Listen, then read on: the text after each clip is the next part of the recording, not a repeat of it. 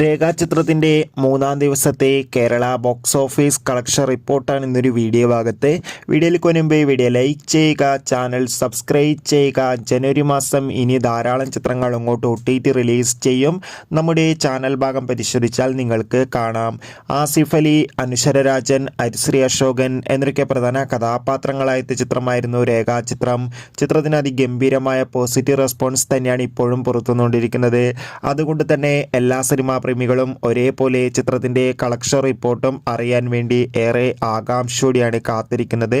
Finally രേഖാചിത്രത്തിൻ്റെ മൂന്നാം ദിവസത്തെ ഏറ്റവും പ്രധാനപ്പെട്ട കേരള ബോക്സ് ഓഫീസ് കളക്ഷൻ റിപ്പോർട്ടൊക്കെ നമുക്ക് ലഭിച്ചിട്ടുണ്ട്. ചിത്രത്തിന് ഇന്ന് മൂന്നാം ദിവസം അതിഗംഭീരമായ ബുക്കിംഗ് ആണ് കേരളത്തിൽ നടക്കുന്നത്. അതുകൊണ്ട് തന്നെ ഇന്ന് ശനിയാഴ്ച ദിവസം 2 കോടിക്കടുത്ത് വരെ കളക്ഷൻ നേടിയെടുക്കാൻ വേണ്ടി സാധിക്കുമെന്നാണ് ട്രാക്കിംഗ് റിപ്പോർട്ടുകൾ സൂചിപ്പിക്കുന്നത്. കാത്തിരിക്കാം ചിത്രത്തിൻ്റെ കൂടുതൽ കളക്ഷൻ റിപ്പോർട്ടിനായി. രേഖാചിത്രം കണ്ടവരുടെ അഭിപ്രായം തീർച്ചയായും കമൻറ്റ് ബോക്സിൽ രേഖപ്പെടുത്തുക.